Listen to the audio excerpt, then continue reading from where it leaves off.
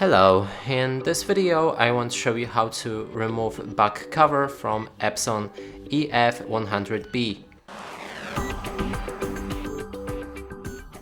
And to do this we'll need to take a look on the right side of our Epson, and above the power cord there's a gap. We'll need to stick our finger inside there and simply pull the back cover to the back and it should be removed.